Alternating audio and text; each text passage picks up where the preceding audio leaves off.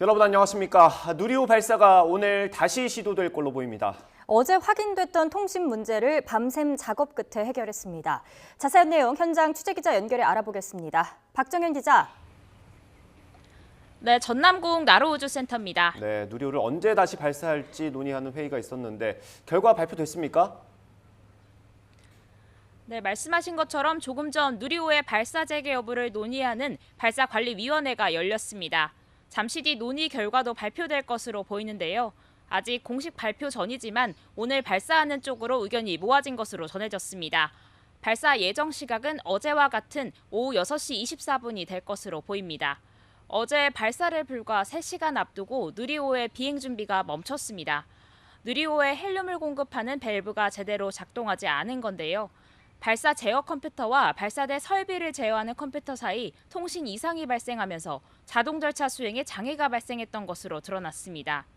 이상이 발견되고 하루가 채 되지 않아 바로 다시 발사하게 된 배경은 이곳 관계자들의 혁혁한 공이 있었습니다. 연구진과 기술진들은 어제 오후 발사가 중단되고부터 오늘 새벽 5시에서 6시까지 밤샘 작업을 벌인 결과 문제 원인을 파악하고 해결했습니다. 현재는 벌써 오전에 다시 우주센터로 복귀해 발사 준비에 돌입한 상태입니다. 네, 그럼 오늘 발사는 어떻게 진행되는 겁니까? 네, 어제 준비했던 과정들을 그대로 다시 한번 진행하게 됩니다. 보통 발사 9시간 정도 전부터 준비 절차가 시작됐는데요. 다만 어제 이미 진행했던 부분이 있는 터라 조금 더 시간이 단축될 수는 있습니다.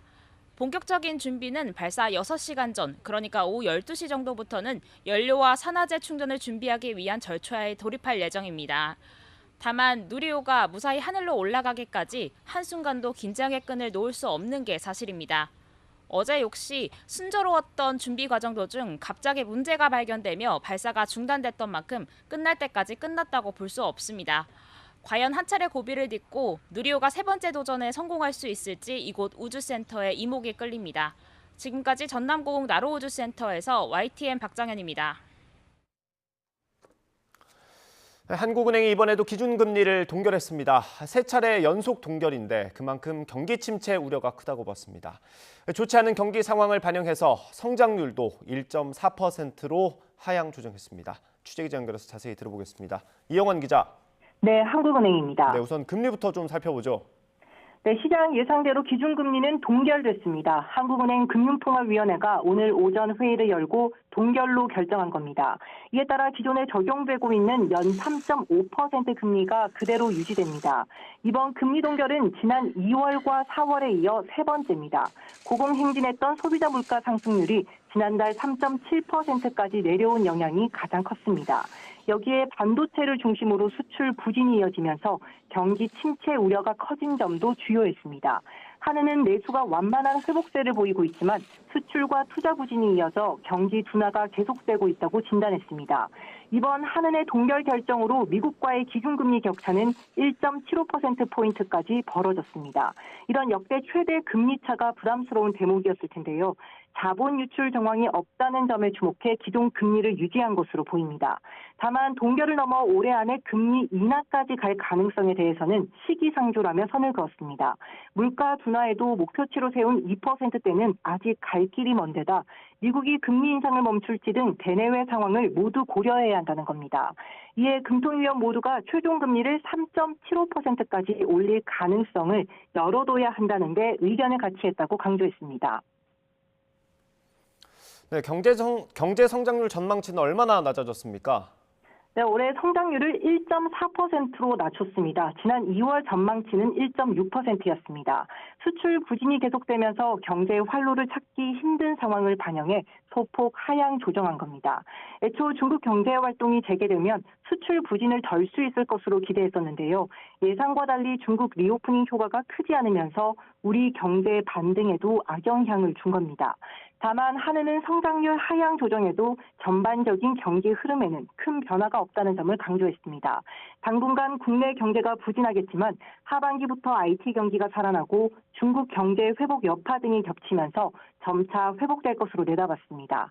하반기로 갈수록 경기가 나아진다는 상저하고 전망을 유지한 겁니다. 네, 그럼 금융시장의 반응은 좀 어떻습니까? 예상과 다르지 않은 결정에 시장은 차분한 모습입니다. 기준금리 동결이나 성장률 하향 조정 모두 사실상 예고됐던 만큼 이미 시장에 반영됐기 때문입니다. 오늘 코스피는 어제보다 0.12% 오른 2,570.64로 거래를 시작했습니다. 현재는 소폭 떨어졌지만 큰 낙차 없이 안정적인 모습입니다. 코스닥 지수도 0.22% 오른 857.30으로 장을 열었는데요. 지금은 850대 초반에서 오르내리고 있습니다. 원달러 환율은 어제보다 1.6원 오른 1,319원에 거래를 시작한 뒤 현재는 1,320원대로 제한적인 상승세를 이어가고 있습니다. 지금까지 한국은행에서 YTN 이영훈입니다. 우리 관광객들이 많이 가는 괌에 강력한 태풍이 덮쳤습니다. 통행이 전면 금지됐고 항공편의 결항도 잇따르고 있습니다. 복구를 위해서 항모 전단까지 출동했습니다. 이종수 기자의 보도입니다. 강풍에 차량이 들썩이더니 뒤집혀 돌며 날아갑니다. 거센 비바람에 철제물이 쓰러지고 나라가 널브러져 있습니다. 최대 풍속이 시속 240km 이상인 4등급 슈퍼태풍 마르가 괌을 강타했습니다. 괌에 4등급 태풍이 온 건 2002년 풍사나 이후 처음입니다. It's been almost 20 years since we got hit with the Category 4 typhoon. And so, of course, a lot of our constituents may not be ready for this, but 바이든 미 대통령은 괌에 대한 비상선언을 승인했고 주민 15만 명에게 대피령이 내려졌습니다. I always pray to God to help me and my family and all the people of Guam. 복구 작업을 위해 미 니미츠호 항모 전단까지 출동했습니다. 괌을 오가는 항공편이 끊겼습니다. 3,000명으로 추산되는 한국인 관광객과 교민 5,000명의 발이 묶였습니다. 앞서 지난 2018년 10월에도 슈퍼태풍 위투가 괌 근처 북마리아나 제도를 강타하면서 한국 관광객 1,800여 명이 사이판 등에 고립되기도 했습니다. YTN 이종수입니다. 한국이 러시아 침공에 맞서 전쟁 중인 우크라이나를 위해 포탄 수십만 발의 이송을 진행 중이라고 월스트리트 저널이 현지 시간 24일 보도했습니다. 이 신문은 한국이 비밀 합의에 따라 미국에 포탄을 이전하고 있으며 미국은 이를 차례로 우크라이나에 보내도록 준비했다고 전했습니다. 하지만 백악관과 한국 정부 모두 월스트리트 저널에 이에 관한 언급을 거부했다고 전했는데요. 다만 미 국방부는 한국 정부와 포탄 구매를 두고 협의해 왔다는 점은 인정했다고 월스트리트 저널은 설명했습니다. 이에 대해 국방부는 보도에 정확하지 않은 내용이 있다면서도 우크라이나 지원에 대한 정부 입장에 변함이 없다는 거로 설명을 대신했습니다. 전하규 국방부 대변인은 우리나라도 국제사회의 일원으로서 우크라이나의 재정적 또는 인도적 지원을 계속하고 있지만 살상 무기를 지원하지 않는다는 기존 입장을 재확인했습니다. 네, 누리호 발사 여부를 논의하는 발사관리위원회 회의가 조금 전에 끝났습니다. 결과가 발표될 예정입니다. 현장으로 가보겠습니다. 안녕하십니까. 과학기술정보통신부 제1차관 오태석입니다. 오늘 11시에 개최된 누리호 발사관리위원회에서는 어제 누리호 발사 준비 과정에서 발생했던 이상 상황에 대한 점검 결과를 논의하였습니다. 어제 누리호 발사 점검 과정에서 발생한 발사 준비 자동 제어 시스템과 발사대 장비 제어 시스템의 이상 상황에 대한 점검 및 조치 결과를 설명드리겠습니다. 어제 오후 3시경 지상 헬륨 공급 시스템 이상으로 헬륨의 압력을 낮춰주는 해압 라인 밸브가 구동되지 않은 것을 확인하고 문제 발생 직후 항우연 연구진들은 이상 상황에 대한 원인 규명에 즉시 착수하였습니다. 연구진들은 밤사이 해압 라인 밸브 구동에 관여하는 제어기에 탑재된 프로그램에 대해 시험과 점검을 진행하였습니다.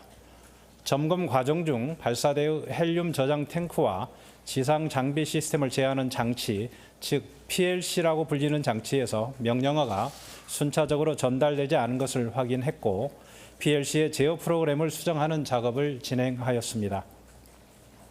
변경 작업 완료 후 오늘 새벽 5시경 6번의 반복 시험을 수행하고 안정적으로 작동하는 것을 최종 확인하였습니다. 이에 발사관리위원회에서는 해당 점검 결과를 검토했고 발사 재개가 가능함을 확인하였습니다. 이어서 발사관리위원회에서는 누리호 3차 발사 일시의 재결정에 대한 논의를 진행하였으며 누리호의 기술적 준비 상황, 기상 상황, 우주 물체와의 충돌 가능성을 다시 한번 검토하였습니다. 누리호 기체는 발사대에 기립한 상태로 발사 준비 작업을 진행 중이며 탑재 위성 8기의 충전 상태도 양호해서 별도의 조치 없이 현재 상황에서 발사가 가능한 것으로 확인되었습니다. 나로 우주센터의 기상 상황을 확인한 결과 오늘 외나로도 지역의 강수 확률은 20% 미만으로 낮으며 나로 우주센터 주변은 대체로 맑은 것으로 예상되고 전반적으로 안정적인 기상 상태가 전망되었습니다. 지상풍도 초속 2에서 5m로 잔잔하며 고층풍도 발사 가능 조건을 만족하였습니다.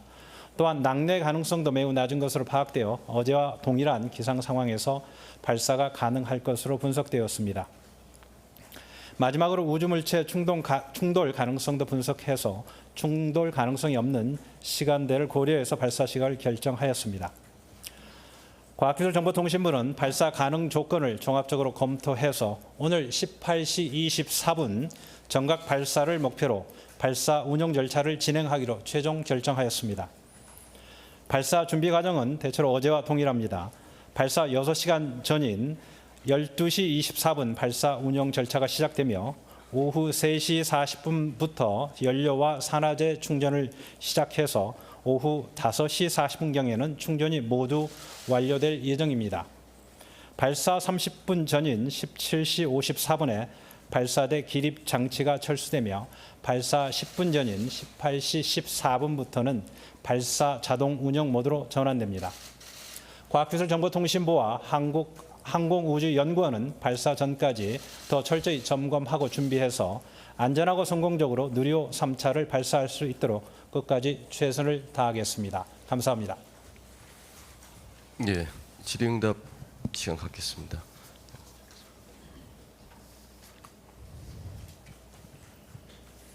네, 안녕하세요. 아시아투데이 박진숙 기자라고 합니다. 어제 브리핑 하셨을 때 그 소프트웨어 말고 하드웨어적인 문제도 있을 수 있다고 했는데 혹시 어제 새벽까지 점검하시면서 따로 뭐 하드웨어적인 문제가 발생한 건 찾진 못하셨는지? 네, 오늘 하드웨어적으로는 전혀 문제가 없는 상태고 아까 그 PLC 부분에서 그 제어 프로그램에 약간 이상한 점을 확인을 했고 그 부분을 수정하는 작업을 진행했습니다. 다른 하드웨어적인 문제는 현재까지는 없습니다. 예, 다른. YTN 사이언스 이성규 기자인데요. 여기 보도 자료에는 16시경부터 연료 산화제 충전이 진행될 예정이라고 나와 있는데 차관께서는 오후 3시 24분이라고 방금 말씀해 주셨거든요. 어느 게 맞는 건가요? 3시 40분경부터 연료와 산화제 충전을 시작할 계획으로 있습니다. 예, 다른 기자. 예. 예, CBS 이종주입니다.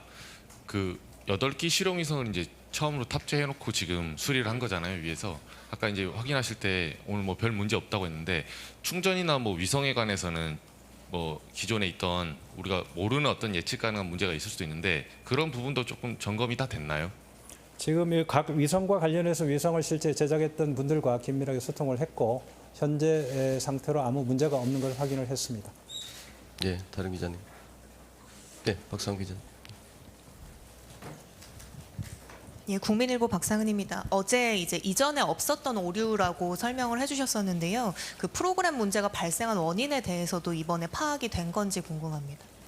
어제 말씀드렸던 것처럼 사전 준비 과정에서는 문제가 발생되지 않았습니다. 사전 준비 단계에서는 각 시스템별로 점검을 하게 되는데 실제로 이번 시스템은 발사체를 기립한 상태에서 발사 준비 자동 제어 시스템과 지상 장비 제어 시스템 간에 를 연동시켜 놓고 점검하는 과정에서 문제가 발생되었던 것입니다. 사전에는 이제 지상 장비 제어 시스템을 운영하는 게 발사체 부분은 약간 시뮬레이션 상태로 같이 점검을 할 수밖에 없는 상태에서 그 상태는 아무가 문제가 없었던 상황이고 그리고 나머지는 어제 이제 실제 상황에서 그런 문제가 발생을 했던 것입니다.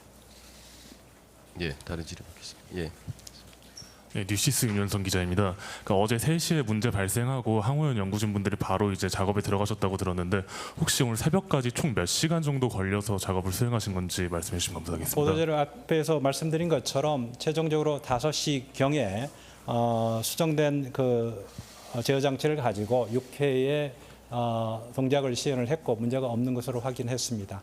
그래서 5시 넘어서 모든 작업이 끝났다고 보시면 될 것 같습니다. 네. 그 어제 기술적 오류가 그 피해로 단계에서 문제가 발생할 소지가 있어서 발사가 연기가 된 건데 네.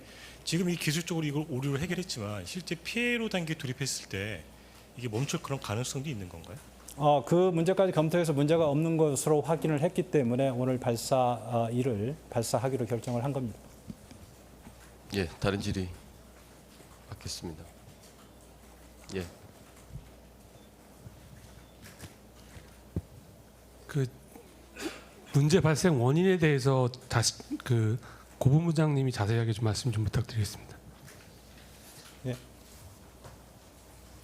네, 그 앞서 차관님이 브리핑하신 내용 그대로라고 이제 보시면 되고요.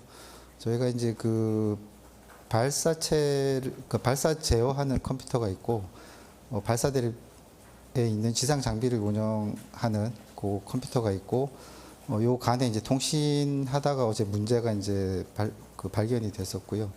그 다음에 이 연결된 부분들을 저희가 이제 쭉 따라가면서 모든 점검을 다 했습니다. 그래서 아까 하드웨어 얘기하셨었지만은 실제 밸브나 이런 하드웨어가 또 문제가 없는지 별도로 또 확인하는 절차도 다 거쳤고 하드웨어는 문제가 없다는 걸 먼저 이제 확인을 했고요.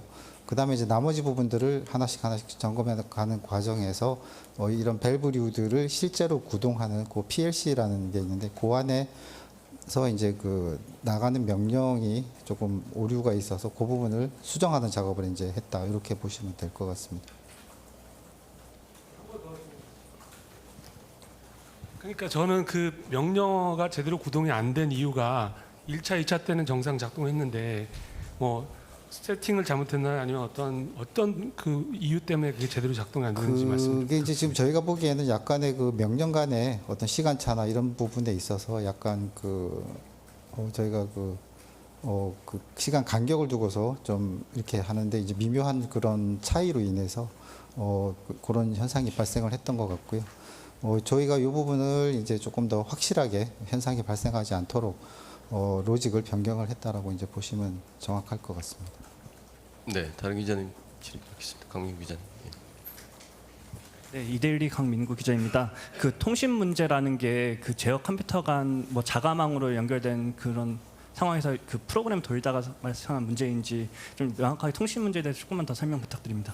어제 발표에서는 2개의 제어 시스템 간의 통신 이상이라고 말씀을 드렸는데 정확하게는 아까 제가 읽어드렸는데 지상 혈육 공급 시스템에서 문제가 생겼고 구체적으로는 시스템 중에 발사대 장비 제어 시스템이 실제 밸브가 구동하는 과정에 PLC라고 하는 장치를 거쳐가는데 그 부분에서 문제가 생겨서 조치를 했다라고 설명을 드린 것입니다.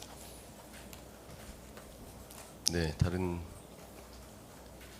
예.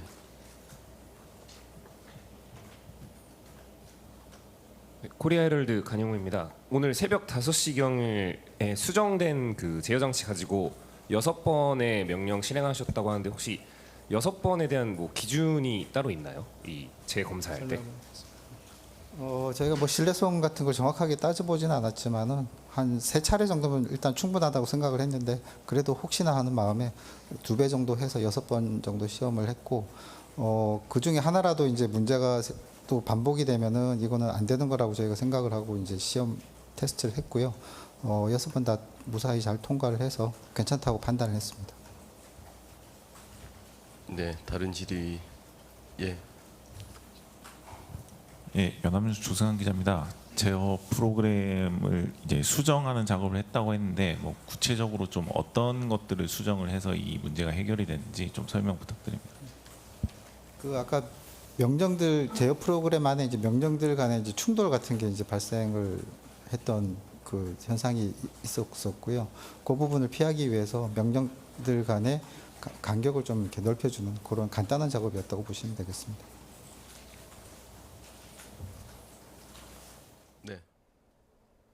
네, 과기부 1차관 브리핑 듣고 오셨습니다.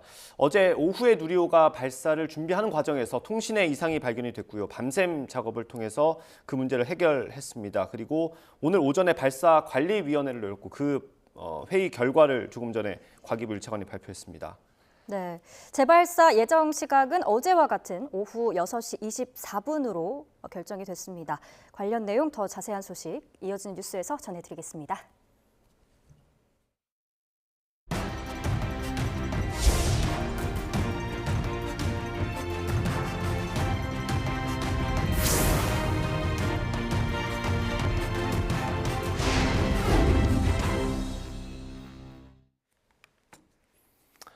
네, 오늘 국회가 여러 법안을 처리합니다. 전세 사기 피해자 특별법과 가상자산 신고를 의무화하는 이른바 김남국 방지법도 본회의에 오를 예정입니다. 정부 여당이 집회를 제한하는 방안을 추진하는 걸 놓고는 공방이 치열합니다. 국회 취재기자 연결해 보겠습니다. 이준엽 기자. 네, 국회입니다. 네, 오늘 어떤 법안들이 논의됩니까? 네, 여야는 큰 이견이 없는 전세사기 특별법과 이른바 김남국 방지법이라고 불리는 공직자윤리법 개정안을 오늘 오후 3시 본회의에서 표결 처리합니다. 앞서 전세사기 특별법은 소관 상임위에서 5차례 줄다리기 협상 끝에 의결됐습니다. 피해자들에게 최우선 변제금만큼 무이자 대출 등 금융 지원을 확대하는 내용을 담고 있습니다. 또 주택도시보증공사가 피해 주택의 경공매를 대행하도록 하는 방안도 포함되어 있습니다. 김남국 의원 사건을 계기로 마련된 공직자윤리법 개정안은 국회의원을 비롯한 고위 공직자가 가진 모든 가상자산을 재산으로 등록하고 공개토록 하고 있습니다. 오늘 본회의에서는 앞서 윤석열 대통령이 거부권을 행사해 국회로 되돌아온 간호법과 소관 상임위에서 여당의 반발 끝에 야당이 단독 처리한 방송법은 다뤄지지 않을 것으로 보입니다. 민주당은 간호법을 최대한 빨리 상정하려는 입장이지만 여야 이견이 있는 상황인데 오는 30일 본회의 재표결이 유력합니다. 현재 국민의힘은 간호법을 간호사법으로 바꾸고 간호조무사 학력 제한을 철폐하는 등의 중재안을 논의하자고 거듭 주장하고 있습니다. 반면 민주당은 여당의 수정안 요구는 속임수라면서 국회 통과한 원안을 다시 표결에 붙여야 한다는 입장을 재확인했습니다. 정부 여당이 어제 집회를 제한하는 방안을 추진하겠다고 발표했는데 야당의 반응은 어떻습니까? 네, 앞서 정부가 출퇴근 시간대 주요 도심 도로를 막는 집회나 야간 집회 등을 제한하는 방안을 추진하겠다고 밝혔는데요. 민주당은 국민이 가지고 있는 자유와 민주주의를 침해하는 방식으로 가겠다는 발상이라며 비판을 이어가고 있습니다. 지지율 반등을 노린 꼼수로 정권을 유지하려고 시도한다고도 지적했습니다. 민주노총 나쁜 놈들, 여기를 어떻게든 때려야 돼. 뭐 이런 식의 사실 지극히 감정적이고 특히나 정권 차원의 지지율 뭔가 이 방어 수단으로 활용하는. 이에 대해 국민의힘에서는 난장판 민폐 집회를 비호하는 건 탈법 집회 조장당임을 조장하는 것과 다를 바 없다고 맞섰습니다. 지난해 평산마을에서 확성기 시위가 벌어질 땐 지금 원내대표인 박광훈 의원이 소음 등이 심할 때는 집회 시위를 제한하는 법 개정안을 낸 적도 있다고 덧붙였습니다. 작년 6월에 집회 시위의 소음이나 진동, 모욕 등으로 사생활의 평온을 현저히 해칠 우려가 있는 경우에 집회 시위를 금지하거나 또는 제한할 수 있도록 하는. 네, 검찰이 어제 윤관석 의원과 이성만 의원에 대한 구속영장을 청구했습니다. 정치권의 반응은 어떻습니까? 어제 민주당 전당대회 돈봉투 의혹으로 수사받다 탈당한 윤관석, 이성만 의원에 대해서 체포동의안이 이제 국회에서 논의되고 있는데 여야가 협의 중이지만 오는 30일 본회의에서 보고가 이뤄질 가능성이 큽니다. 송영길 의원은 오늘 SNS에 글을 올려 검찰의 내로남불, 이른바 검로남불이 윤석열 정권 검찰의 민낯이라고 비판했는데요.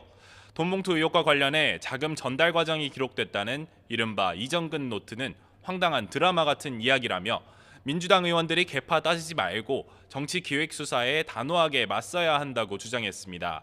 송 의원 게시글에 대해 한동훈 법무부 장관은 법사위를 위해 국회에 출석한 자리에서 조사를 잘 받으시면 된다고 대꾸했습니다. 조사를 잘 받으시면 될 것 같습니다. 그 조사 받는 분이 여러 가지 자기 얘기하는 거는 그거는 뭐 자연스러운 거고요. 저는 그거에 대해서 뭐 크게 제가 뭐라고 할 만한 문제는 아닌 것 같습니다.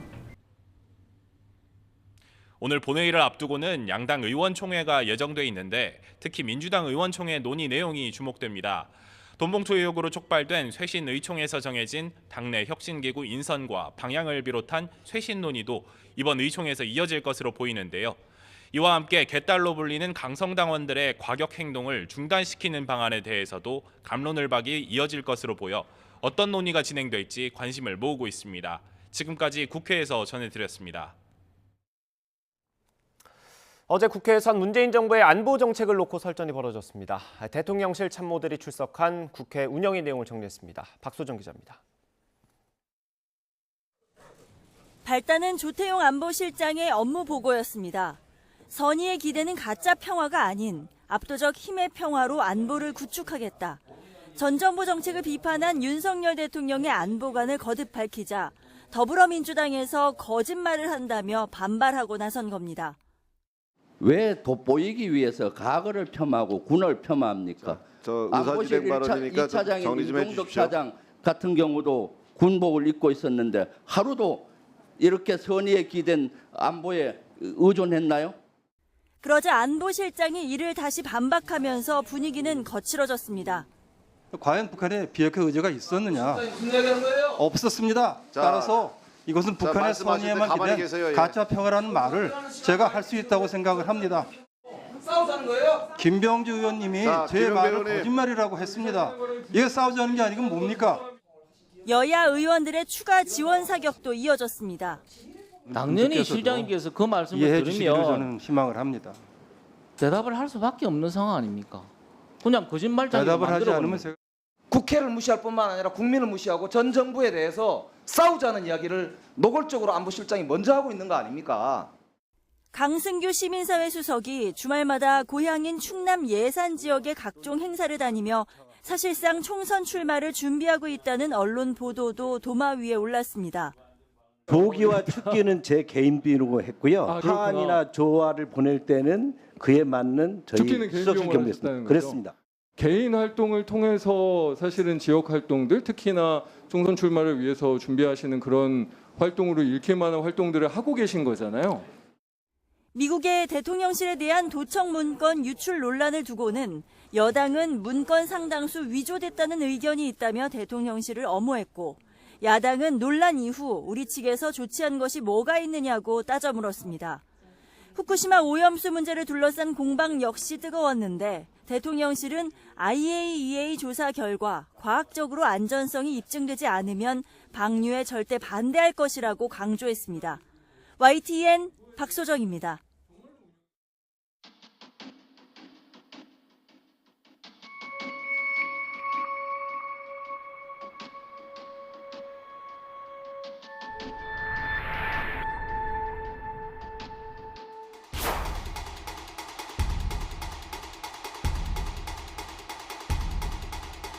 공공의 안녕 질서를 직접적으로 위협을 끼칠 것이 명백한 집회 시위에 한해서는 집회 시위를 제한도 검토하겠다. 이젠 집회 자유마저 박탈하겠다는 의도를 노골적으로 드러내고 있습니다. 그 어떤 불법 행위도 이를 반드시 용인하거나 용납하지 않을 것입니다.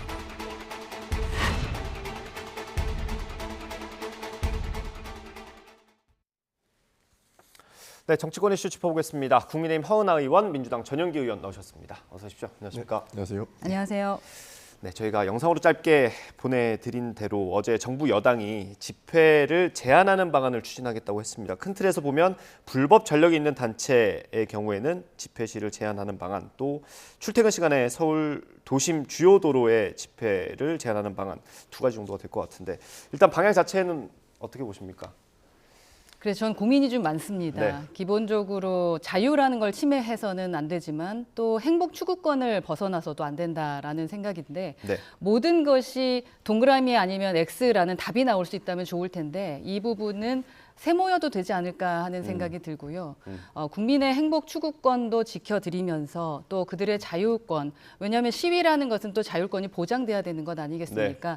그런 부분을 조율할 수 있는 부분을 우리가 찾아 나가는 것이 정치 아닐까 하는 생각이 듭니다. 이 주먹을 휘두르는 것도 그 사람 코앞에까지만 가능한 것이지 우리가 칠 수는 없는 것이고 자유로울 수는 있지만 어떤 행동의 자유가 또 타인의 자유를 침범해서는 안 된다라고 네. 생각하는 부분이 있어서요. 급하게 서두르기보다는 조금 고민이 필요한 지점이 있는 것 같다라는 것이 제 개인적인 생각입니다. 네, 어떤 수위 조절이 좀 필요하다라고 보시는 것 같고요. 네. 야당에선 반발이 좀 심합니다. 어떻습니까? 그렇죠. 뭐 폭력 제압에 시동을 거는 것 아니냐 이렇게도 해석되고 있습니다. 우리가 고급 백남기 씨 사건을 보면서 그 폭력 진압이 얼마나 위험한지를 다 보지 않았습니까? 네. 그러나 지금 대통령께서도 직접 메시지를 내신 게 모든 불법은 용서하지 않겠다라고 말씀하시고 계시거든요. 당연히 불법은 있어서는 안 되죠. 그것을 바로 잡는 것은 당연히 이제 국가가 해야 될 일이라고 생각을 하고 있지만 이렇게 노조를 일단 적으로 돌리고 이 사람들을 모두 불법을 저지르고 있는 사람처럼 이야기하는 것은 윤석열 대통령께서 얘기하시는 자유를 하나도 지켜주지 못하고 있다. 저는 그렇게 말씀드리고 싶습니다. 네, 이게 집회 시위를 노조만 하는 건 아닙니다. 다양한 사람들이 할 수 있는데 사실 이번 정부의 기조가 약간 노조 탄압이라는 비판도 있지 않습니까? 그 부분과 연결돼서 좀 우려하는 목소리가 있는 것 같습니다. 어떻습니까? 그러니까 그 프레임이라고 하죠. 어떠한 프레임이 이제 노조 탄압으로 그리고 노조 탄압이라는 그런 단어들이 좀 많이 나오고 있는 것 같습니다. 근데 이 시위에 대한 것은 사실 불법 시위에 대해서는 지금 문재인 전 대통령의 사과 앞에서도 불법 시위하는 부분에 대해서 법안을 민주당에서도 냈었던 것이 있습니다. 이제 그런 것은 시위라는 것이 어디 도가 지나치면 안 될 것 같다. 기존의 자유를 얻기 위해서 했던 시위와는 좀 달라야 되지 않겠나라는 것이 일반 국민들의 생각이실 것 같아요. 그래서 어떠한 노조뿐만이 아니라 집회 자체를 바라보고 우리가 좀 미래를 보면서 생각을 해야지 노조를 탄압하기 위해서 우리가 시위를 막아보겠다라고 하는 것에 대한 접근은 저는 찬성하지 않습니다. 그러니까요. 그 작년 요맘때입니다. 딱 6월쯤에 이제 문재인 전 대통령 사저 앞에서 시위가 굉장히 논란이 많이 됐었고 사실 민주당에서도 법안을 여러 개 냈었던 걸로 기억하거든요. 그러니까 시위와 집회를 정확하게 달리 봐야 될 것 같습니다. 집회는 사람들이 모여 있는 것을 소위 집회라고 하는 것이고요. 시위는 뭐 확성기를 통해서 뭐 이야기를 하거나 큰 소리를 내서 자신의 의견들을 어필하는 것 아니겠습니까? 그러나 문재인 대통령의 사저 앞에서 있었던 시위는 저는 당연히 조금 제한은 받아야 된다라고 생각을 합니다. 사실 이번에 정부 여당이 집시법을 개정하면서 제가 낸 집시법 개정안을 이야기를 했더라고요. 의원님도 내셨습니까? 예, 제가 저희는 사실 박광원 의원 것만 준비했는데 저거랑 혹시 맥락이 비슷한가요? 저도 0시부터 7시까지는 시위를 제한하는 입법을 했습니다. 집회가 아닌 시위? 그렇죠. 집회는 사실 대통령께서 집회를 제한해야 된다고 말씀을 하시지만 헌법상의 집회 자유가 보장되어 있는 것입니다. 그래서 사람들이 모이는 것은 제한하지 말라고 헌재에서도 계속적으로 이야기를 하고 있는 것인데 시위는 조금 다른 문제라는 것이죠. 큰 소리로 타인의 자유를 훼손시킬 수 있기 때문에 시위 정도는 어느 정도 제한을 할 수 있겠습니다만은 그 집회에 대한 자유는 보장을 해야 된다라는 게 제 의견이었던 겁니다. 사실 그래서 그 문재인 대통령의 사저 앞에서 있었던 시위도 확성기로 굉장히 큰 소리를 내서 타인의 자유까지 박탈하는 내용이 있었거든요. 그런 부분들을 우리 박광원 원내대표가 어느 정도 해소해야 된다라는 측면에서 입법을 한 걸로 알고 있습니다. 그 윤재옥 원내대표죠. 윤재옥 의원이 작년 6월에 냈던 법안과 거의 비슷한 거 아닙니까? 그러면 0시부터 6시까지 제한하는 거? 맞습니다. 애초에 그 집시법이 10조가 집회 자유를 제한한다라고 해서 헌재에서 위헌 판결을 냈던 것입니다. 그래서 저도 집시법을 개정을 했고요. 저는 2020년 7월에 개정안을 냈습니다. 바로 다음 달에 내셨네요. 그러면. 네, 맞습니다. 그래서 0시부터 7시까지 시위, 그러니까 소음을 유발해서 다른 사람에게 피해를 줄 수 있는 것을 자정이 넘은 시간, 새벽 시간에는 어느 정도 제한해야 되는 것 아니냐 하는 정도로 넣었고요. 그러나 윤재옥 원내대표와 조금 다른 법안인 게 무엇이냐면 저희는 그 경찰이 이 시위를 통제하기 위해서 사전 검열하는 부분들을 뺐습니다. 그래서 집회에 대한 자유를 보장하고 타인에게 피해를 줄 수 있는 시위는 어느 정도 제한하는 그 정도 입법을 한 겁니다. 그렇게 세분화해서 보셨군요. 이게 윤재옥 의원 안을 제가 읽어드리면 10조에 있는 내용인데 5개 집회와 시위 금지 시간을 현행은 해가 뜨기 전이나 해가 진 후라고 돼 있는데 이게 위헌 결정이 나와서 이제 입법 공백이 있는 상태지 않습니까? 그걸 이제 채우기 위해서 오전 0시부터 오전 6시까지로 변경한다는 건데 그건 의원님께서는 오전 7시까지를 했고 5개 집회는 할 수 있대 시위를 못하도록 했다. 그렇습니다. 예, 의원님 하실 말씀 있습니다. 기본적으로 집회나 시위에 관한 법률은 거의 비슷한 것 같아요. 거기에 따르면은 허가제가 아니라 지금 신고제이기 때문에 신고하면 누구든 할 수 있는 것이 지금의 법입니다. 네. 이제 그 부분에 대해서 제가 알기로는 민주당에서 얘기했던 부분은 기존 이제 대통령 했던 분들에 대해서 그 앞에 사과 앞에서는 네. 시위를 하지 못하게 한다라는 그런 법이었었던 걸로 네. 기억을 하거든요. 근데 그거를 저는 생각할 때 왜 대통령이어야만 하나? 모든 국민 다 똑같이 시끄러우면 귀가 아프고 스트레스 받습니다. 그래서 모든 국민을 위해서 이 시위든 집회든 이 자율권을 보장하면서 그러니까 권리와 자유를 중요하게 생각하면서도 바꿀 수 있는 부분을 해야 되는데 그 시간이 뭐 6시다 7시다 그런 부분은 뭐 그렇게 중요한 것 같지는 네. 않고 모든 분들이 주무실 때이겠죠. 그리고 모든 분들에게 피해를 주지 않는 시간을 정해서 그 시간만은 그래도 시위와 집회를 하지 않는 게 좋지 않겠느냐라는 부분에 대한 법안을 내신 것으로 생각이 듭니다. 근데 그 네. 당에서는 이렇게 집회 시위를 제한하는 것 자체가 위헌적인 발상이 있다라는 입장 아닙니까? 그러니까 자정이 넘어서 뭐 7시까지든 6시까지든 이렇게 시간을 제한하는 부분보다 저희가 생각하는 이 윤재욱 원내대표의 법안의 맹점은 이것을 허가 제어로 바꾸겠다는 것이거든요. 그러니까 어떠한 뭐 불법의 시도가 있었던 집회 단체들은 아예 허가를 내주지 않겠다라는 건데 그 이거는 부분. 그렇죠. 집회를 제한하겠다라는 것으로 읽힙니다. 이거는 사실 통과가 돼도 방금 헌재에서 얘기했던 것처럼 집회 자유를 제한하는 거고 이것을 막는 거기 때문에 헌법 불합치가 나올 가능성이 굉장히 크다. 여기에 더불어서 이제 윤석열 대통령께서는 뭐 불법은 다 막아야 된다라고 하면서 민주노총을 향해서 총구를 돌리고 있지 않습니까? 이런 부분에 대해서는 저희는 폭력 제압에 시동을 걸고 있다 이렇게 평가를 한 것이고요. 예, 뭐 지금 법안이 어떤 만들어진 상태는 아니지만 어제 발표 내용만 보면 예를 들면 이런 거죠. 민노총에서 불법 전력이 있으면은 너네가 신청하면 우리는 안 받아줄 수도 있다라는 거거든요. 그거에 대해서는 어떻게 보세요? 허가제가 되면은 그런 오해를 충분히 받을 수도 있을 것 같습니다. 근데 허가제는 지금은 아니라고 신고제이기 하는데. 때문에 네. 현재까지는 신고제인데 네네네. 그 허가제로 바꾸겠다라는 거의 그런 취지처럼 읽히는데 일단 당에서는 취지처럼 아니라고 읽히지만 사실은 그 기본권을 흐트러 놓기는 쉽지 않을 겁니다. 그럼 예, 그 방향 그렇게- 자체는 좀 잘못됐다라고 보시는 걸까요? 오해를 충분히 받을 수가 있죠. 그 허가제를 하게 하려면 충분한 기준이 명확해야 되겠죠. 기준이 명확하지 않게 되면은 또 이념적인 정쟁이 될 수 있기 때문에 저는 네. 그 지점은 조금 우려가 됩니다. 네, 이게 어제 처음으로 당정이 있었고 TF를 구성한다고 하니까요. 앞으로 어떻게 법안이 만들어지는지 보면 될 것 같은데 뭐 민주당이 다수당이기 때문에 통과될 일은 없겠죠. 그러니까 저희는 계속적으로 제안을 하려고 하겠죠. 그러니까 대통령께서 계속 이분법적으로 보고 있는 것 같습니다. 뭐 불법과 합법을 이렇게 본인이 계속 평가해가지고 본인이 틀리다고 생각하면 다 불법이라고 이렇게 규정을 지으면서 보고 있는 것 같은데 법률을 통과시키려면 당연히 국회의 동의를 거쳐야 되고 저희가 입법을 해야 되는 부분이기 때문에 저희가 다수당을 쥐고 있을 때에는 당연히 이런 위헌 법률, 그러니까 위헌 판단을 받을 수 있는 법률은 통과시킬 수 없다. 그리고 집회의 제한을 도모할 수 있는 이런 법률은 동의하기 어렵다라는 말씀을 거듭 드렸었습니다. 예, 알겠습니다. 정부 저는 여당의- 접근을 예. 그러니까 기존의 그 사저 앞에서 해야 되지 못하게 주장을 하셨던 그 부분과 같이 생각을 해주셔서 국민들의 행복 추구권에 대해서 좀 그 부분도 고민을 좀 해주시면 좋겠다. 모든 것을 정치화해서 정쟁화할 필요는 없을 것 같다. 법은 네. 저는 그런 주장을 좀 하고 싶습니다. 예, 알겠습니다. 정부 여당이 이제 뭐 논의 초기 단계인 것 네. 같습니다. 앞으로 어떤 안을 내놓을지 좀 보도록 하죠. 다음 주제로 넘어가 보겠습니다. 오늘 국회 본회의가 있는데 뭐 여러 법안들, 중요한 법안들이 있습니다. 전세 사기 피해자 특별법도 오늘 통과가 될 예정이고요. 그리고 저희가 얘기해 볼 이른바 김남국 방지법이 통과될 걸로 보입니다. 일단 두 가지 정도로 요약이 되지 않습니까? 법안이 그 법안 자체는 어떻게 생각하십니까?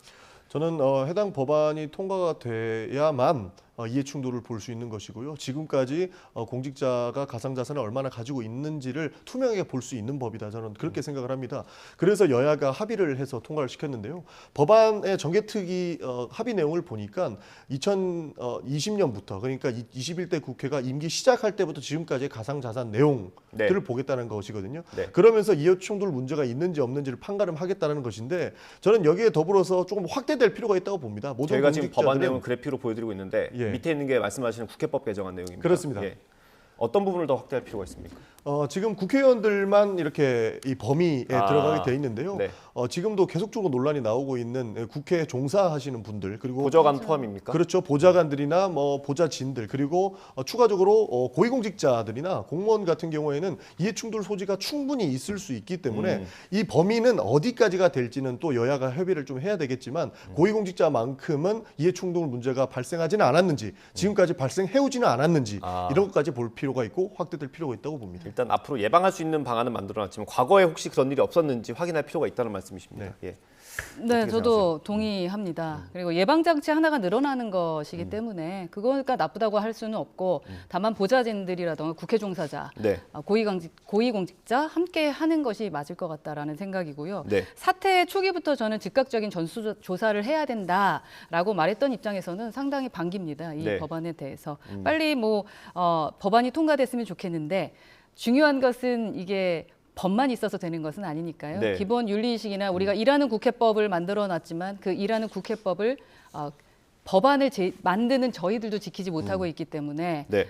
지킬 수 있도록 하는 것이 가장 더 중요할 것 같다. 그리고 국회에서 근무하시는 분들은 누구보다도 또 고위공직자 누구보다도 세금 받는 사람들이니까 네. 윤리의식을 키우는 것이 가장 중요할 것 같다라는 예. 생각입니다. 이게 사실 그 가상자산을 보유하고 있는 것만으로도 이제 비판을 받을 수 있는 상황이 되지 않았습니까? 지금까지 상황을 보면 마치 이 법안들이 가상자산 어떤 매각법처럼 되지 않을까? 그 전에 다 팔면은 신고하지 않아도 되는 거 아닙니까? 그러니까 약간 이게 조금 변질되어 있는 것이죠. 작년까지만 해도 뭐 NFT나 가상자산이 4차 산업혁명의 마중물인 것처럼 했었습니다. 맞아요. 그래서 지금 뭐 10대든 20대든 가상자산을 안 해보면 대화가 안 된다고 이야기할 정도로 사실 어느 정도는 뭐 동료 비슷하게 해왔던 내용들이 있는데 네. 갑자기 김남국 사태가 벌어지면서 가상자산이 가지고 있는 것만으로도 잘못되고 있는 것 이것은 지금 사실 조금 비약되고 있는 부분이 아닐까 그렇게도 보고 있습니다. 네, 아주 좋은 지적이신 것 같다라고 생각을 하는데요. 가상화폐 하는 것이 불법은 아닙니다. 네. 누구나 하실 수 있습니다. 다만 윤리의식이 결여됐었던 부분에 대한 것이고 저희가 국회에 이제 입성을 하게 되면 주식도 3천만 원 이상을 못하게 되고 네. 모든 것을 공개하게 되어 있으니 네. 그것을 공개해서 이해관계, 이해충돌을 막자라는 그런 취지인 것이지 국민 여러분께서는 하셔도 됩니다. 예. 네.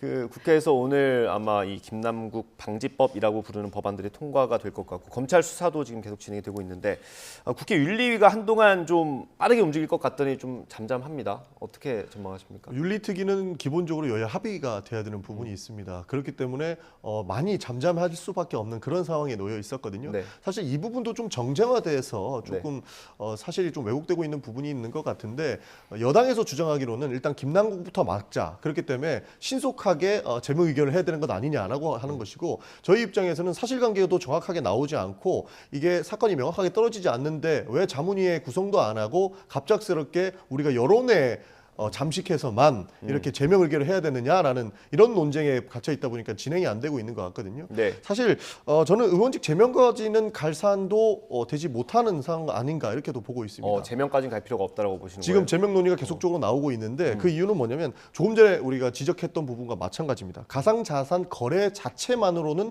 문제가 되지 않는다라는 것은 작년까지만 해와도 계속적으로 내왔던 내용인데 김남국 의원의 문제가 되는 부분들은 상임위 중에 이런 했던 것들 그리고 굉장히 거액을 거래하면서 신고하지 않았던 이런 윤리적인 측면 때문에 제명해야 되는 것 아니냐, 징계해야 되는 것 아니냐 이런 얘기가 나오는데 사실 여기에서도 이해충돌에 걸리는 분들이 많죠. 우리가 상임위 중에 게임하시는 분도 봤고요.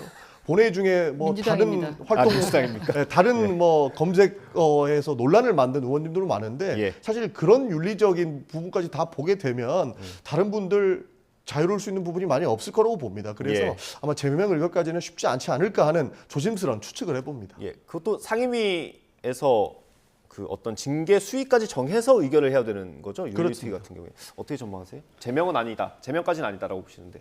사실 김남국 의원 제명이든 무엇이든 다 민주당에 달려 있고 이재명 대표의 의지에 달려 있다라는 말씀을 드릴 수밖에 없습니다. 네. 기본적으로 뭐 다수당이고 지금 절차를 갑자기 되게 중요시 여기기 시작을 하셨고 모든 법안을 하루 만에 통과시켰던 분들이 왜 갑자기 저렇게 절차를 따지나라는 좀 의구심이 드는데요. 기본적으로 윤리위에 올라가 있는 의원들이 상당히 많습니다. 30몇 명이었던 걸로 예, 기억합니다. 그렇기 예. 때문에 아마도 고심이 되는 것 같기는 합니다만 그렇게 큰 소리 땅땅 치면서 윤리 올리겠다라고 하셨으니까 민주당이 빨리 아니 이재명 대표께서 빨리 결단을 네. 내리시는 것이 좋지 않을까 하는 생각이 들고요. 예.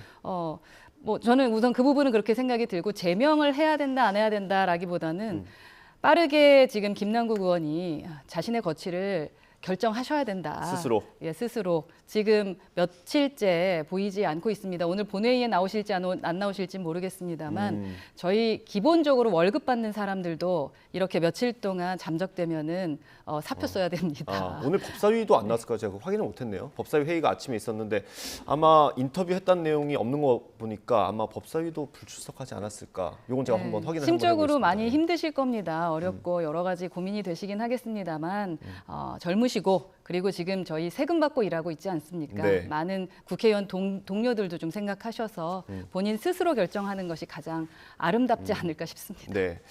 민주당 내에서는 사실 이재명 대표의 사법 리스크부터 계속 조금씩 있었던 당내 갈등이 이번에 조금 더 커지는 것 같은 모양새긴 합니다.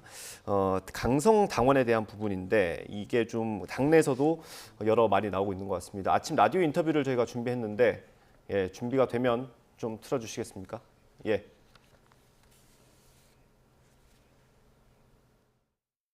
계속 얘기하지만 어쨌든 제명의 말 이장 그만두고요. 그리고 팬덤 옹호하는 발언 하지 마라 의원들한테. 혹은 당 소속 그 정치인들한테 하지 마라 선출직들한테. 그리고 나부터 강성 팬덤들하고 전련하겠다라고 선언을 하시고 거기에 맞는 행동을 하시고 그리고 뭐 지도부 그리고 선출직들 강성 유튜브 나가지 마라. 나가면은 불이익 주겠다. 그리고 팬덤에 편승한 정치인들 공천에 불이익 주겠다. 정치인이 본인이 만든 것도 아닌 소위 말하는 이제 지지자들이 만든 그 팬카페에 대해서 이렇게 해라 저렇게 해라 간섭하는 것도 저는 과잉한 요구라고 봐집니다. 그리고 저는 이 모든 사안을 비명, 친명 이런 갈등이라는 프레임 속에서 좀 사건을 자극적으로 보고 싶은 언론 보도도 조금 과하다고 봐지고요. 이원우 의원이 얘기하신 그런 과한 상대를 악마화하는 그런 어떤 과한 행동에 대해서는 저도 반대합니다. 그런 폭력적인 행동은 반드시 처벌받아야 되고요. 네, 상반된 입장을 들어봤습니다. 어떻습니까? 이게 어떤 이재명 대표를 포함한 지도부의 어떤 결단이 조금 더 필요한 상황입니까? 어느 정도 그렇게 볼 수도 있을 것 같습니다. 그래서 오늘 1시 반에 저 민주당 의총이 있는데요. 아마 거기에서도 해당 내용들이 논의가 좀 되지 않을까 싶습니다. 예, 얼마 전에 그 청년 정치인들이 국회에서 기자회견 한번 하지 않았습니까? 김남국 의원 사태에 대해서 의견을 밝혔는데 그 이후에 이제 강성 지지자들로 추정되는 분들이겠죠. 그분들이 문자 폭탄을 보내고 뭐 교통사고 난 것까지 이렇게 좀 안 좋은 말을 했던 걸로 기사가 나왔습니다. 그래서 조응천 의원이 저희가 오늘 라디오 인터뷰 뒷부분 이어지는 내용인데 이런 걸 좀 우리가 보호해야 된다는 취지의 어떤 서명 운동을 하고 있는 것 같더라고요. 얘기 들어보셨어요? 네, 서명 운동을 하고 있는 것 같습니다. 아마 얼마 정도 확보가 되면 아마 의총에서도 이야기할 것 같은데요. 아직까지 공식적으로 이 이야기를 한 적은 없습니다. 그래서 오늘 1시 반에 있는 민주당 의총에 들어가 보면 이 내용들을 아마 공론화하지 않을까 싶습니다. 사실 여기서 문제가 되고 있는 것은 지지자들 간의 갈등 뭐 이 정도는 전 아니라고 생각합니다. 사실 뭐 욕설이나 비난 같은 부분까지 문자에 담아서 보내신 분들이 있거든요. 이런 부분들은 사실 지도부에서 하지 말아라는 메시지가 필요하지 않을까도 보고 있습니다. 예, 어떻습니까? 뭐 조응천 의원이 저렇게까지 나서는 거 보면 뭐 사태가 심각한 것 같긴 한데요. 다른 당이지만. 네. 기존에 지금 이제 과거를 돌아봤을 때 뭐 저희 당 얘기도 많이 나오던데요. 과감한 결단을 해야 될 때가 있습니다. 물론 피해를 보거나 무언가 우리 지지율이 떨어질 수도 있을 것이다. 팬들이 떠나면 어떨까 이런 고민들이 되시겠지만 특히 이재명 대표는 대표시잖아요. 네. 만약에 개인 그냥 국회의원이셨다면 팬들을 만나고 팬카페에서 있고 뭐 그분들이 어떤 지지를 하는 걸 갖고 누가 뭐라고 하겠습니까? 다만 그 과하게 움직이시는 그분 자체일 수도 있는 거거든요. 팬카페에 계신 분들이. 팬들이 네. 그분들이 다른 자기를 지지하지 않는 사람에 대해서 비호하는 사람에 대해서 부정적이고 너무 과한 행동을 하게 되면은 이재명 대표에게도 상당히 좋지 못한 이미지를 심어주게 되는 것입니다. 네. 그래서 이재명 대표께서 하셔야 되는 거지 주변에서는 우려에 대해서는 말씀을 해드릴 수 있습니다만 팬들이 자유롭게 움직이는 것에 대해서까지 네. 막 규제하는 것은 사실 쉽지는 않아 보입니다. 예, 의원님께서 실제로 그 대학생 위원장들의 기자회견을 준비해 주시지 않았나요? 그 자리를? 아닙니다. 그 대학생위원회 저희는 청년위원회, 청년위원회. 위원장이고요. 대학생위원회는 솔직히 20대 당원들이 한번 기자회견을 마련해 주시지 않나요? 그 자리를? 이번에 기자회견장을 마련해 준 분은 제가 아닙니다. 다른 예. 분이십니다. 제가 착각했습니다. 이재명 대표와 이재명 대표의 팬들도 아셔야 될 게 아마도 이제 조응천 의원도 그렇고 뭐 다른 분들도 마찬가지고요. 팬들에게 뭐라 그러는 게 아니다는 것. 지금 이재명 대표가 결단해라라고 말하고 있다라는 것. 그래서 이재명 대표는 팬들 핑계 대지 말고 당을 위해서 움직여주는 것이 필요하다라고 제가 남의 당이지만 조언을 드리고 싶습니다. 알겠습니다. 짧게 요거 하나 여쭤보겠습니다. 혁신위가 이제 쇄신 의총에서 얘기 나오지 않았습니까? 방향은 어떻게 잡는 게 좋습니까? 이걸 뭐 전권을 줘야 된다, 아니다, 선출된 어떤 지도부를 넘어설 수 없다. 그런 얘기도 있던데요. 정권을 줘야죠. 정권을 줘야 혁신이 되지 않겠습니까? 사실 지금 도덕성 문제가 민주당에서는 가장 큰 화두가 될 것 같습니다. 예전 같은 경우에는 민주당이 그래도 더 도덕적이다라는 이야기를 할 수가 있었는데 지금 상태를 보면 그런 얘기를 하지를 못하고 있거든요. 그렇기 때문에 현 상황을 명확하게 바꿀 수 있으려면 뼈를 깎는 쇄신밖에 없는데 그러려면은 지도부에서 정권을 위임해서 진짜 혁신이 일어날 수 있게끔 타협을 하는 것이 중요하다라는 말씀을 드리고 싶고요. 네. 사실 정권을 준다고 해서 그렇게 뭐 손바닥 뒤집듯이 다 뒤집히지도 않습니다. 왜냐하면 혁신위에서 혁신안에 올라오면 결국에는 중앙위원 투표라든지 당원들 투표를 거치게 될 텐데 합리적인 안이 나와야 당원들 투표를 또 거칠 수 있기 때문에 충분히 정권을 위임해서 혁신에 도모를 해도 되지 않을까 저는 그렇게 생각합니다. 짧게 무늬만 혁신이 하려면 안 하는 게 낫죠. 기본적으로 지금 이재명 대표의 사법 리스크라던가 리더십 리스크가 이미 올라왔고 그리고 또 민주당의 원로께서 오늘 아침인가요? 라디오 나와서 그냥 당을 깨는 게 낫다라고 말씀하시는 분도 계시더라고요. 이런 식으로 가다 보면. 국민의힘에도 비슷한 기구 있지 않습니까? 혁신위가 최재형 위원장이 하고 있는 게 그 지금은 안 하고 있습니다. 안 하고 있습니까? 예, 알겠습니다. 짧게. 혁신위가 이제 무늬만 있고 뭔가 제출은 했는데 진행이 되지 않으면 좀 그렇죠. 알겠습니다. 저 한 1분 반 정도 남았는데 짧게 요거 마무리해 보겠습니다. 돈봉투 의혹과 관련해서 윤관석 의원과 이성만 의원의 구속영장이 청구가 됐고요. 체포동의안이 이르면 오는 30일쯤 보고가 되고 이제 그 다음 본회의 아마 표결이 있을 예정인 것 같은데 뭐 전망은 어떻게 하십니까? 그러니까 뭐 영장 청구 사실을 좀 봐야 된다라는 의견이 좀 지배적인 것 같습니다. 그러니까 뭐 증거가 다 있다라고 검찰은 계속 주장하고 있는데 둘 의원이 이미 소환 조사도 응했고요. 소환 조사에 가보니 정확한 증거는 없고 모두 녹취론에 의거해서 이런 증거들이 제시가 되고 있고 사실상 증거 능력이 불충분하다라고 판단하고 있다고 입장문을 냈더라고요. 사실 이 두 분의 말씀만 듣고 저희가 판단할 수는 없을 거라고 보고 있습니다. 실제로 영장 청구 사실에 증거 내용이 얼마나 의미가 있고 이것이 얼마나 확실한지 이런 것들을 잘 판단을 할 거거든요. 만약에 보고가 된다고 했을 때에 우리 식구니까 이렇게 감싸줘야 된다. 이런 정도로 갈 상황은 아닙니다. 그렇기 때문에 영장 청구 사실을 보고 아마 의원들께서 각자 판단하지 않을까 저는 그렇게 보고 있습니다. 의원님 전망 들어보고 마무리하면 될 것 같습니다. 네, 불체포 특권은 의원들을 그 비리를 보호하기 위해서 생긴 법이 아니라는 거를 다시 한번 말씀드리고 싶고요. 어떤 이런 상태의 비리까지 있으면 법원의 판단에 좀 맡길 수 있도록 가결되는 것이 필요할 것 같은데 고심이 많아 보이는 거 보니까 오늘도 좀 좋지 못한 소식을 전해드릴 것 같습니다. 알겠습니다. 이게 뭐 체포동의안이 국회에 보고되고 표결을 통해서 가결이 된다고 하더라도 바로 구속이 되는 건 아닙니다. 법원의 판단을 받을 수 있는 절차인데 그게 앞서서 2차례 정도는 민주당 의원 같은 경우는 부결이 됐었고 국민의힘 의원은 가결이 돼서 영장 심사를 통해서 기각이 됐었습니다. 그런 과거까지 확인해 주시면 좋을 것 같고요. 오늘 말씀 여기서 마무리하도록 하겠습니다. 국민의힘 허은하 의원, 민주당 전영교 의원과 함께했습니다. 감사합니다. 감사합니다.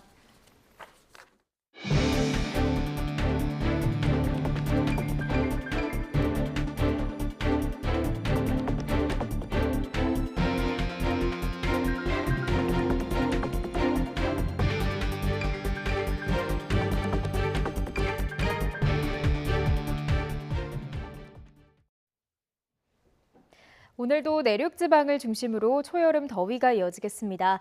낮 동안 대부분 지역에서 25도를 웃돌면서 다소 덥게 느껴지겠는데요. 오늘 서울과 광주의 한낮 기온은 27도까지 오르겠습니다. 또 낮 동안 볕이 강하게 내리쬐면서 대부분 지역에서 자외선 지수와 오존 농도도 매우 높게 나타나겠습니다. 오늘 오후 누리호 발사가 이루어지는 나로 우주센터는 하늘에 구름만 다소 지나는 가운데 낮 기온이 21도까지 오르겠고요. 바람도 초속 2m에서 5m 정도로 강하지 않겠습니다. 내일은 새벽부터 오전 사이 전국 곳곳에 5에서 20mm의 비가 내리겠고 오후에는 내륙 지방에 대기 불안정으로 인한 소나기가 지날 수 있겠습니다. 이후 연휴 첫날인 토요일에는 일부 내륙에 소나기가, 일요일과 월요일 사이에도 전국에 또 한 차례 비가 내릴 전망입니다. 한편 제2호 태풍 마와르는 매우 강한 세력을 유지한 채 필리핀과 타이완을 향해 북상하고 있습니다. 태풍은 계속해서 북서진하면서 초강력 상태로 발달할 것으로 보이는데요. 태풍이 한반도까지 북상할 가능성은 낮지만 태풍의 수증기가 비구름을 더 강화하면서 연휴 동안 국지성 호우가 쏟아질 가능성이 있습니다. 태풍의 진로가 아직 유동적인 만큼 최신 기상 정보를 꼼꼼히 확인해 주시기 바랍니다. 지금까지 날씨 정보였습니다. 이어서 뉴스 앤 이슈 2부가 방송됩니다. 저희는 잠시 뒤에 돌아오겠습니다.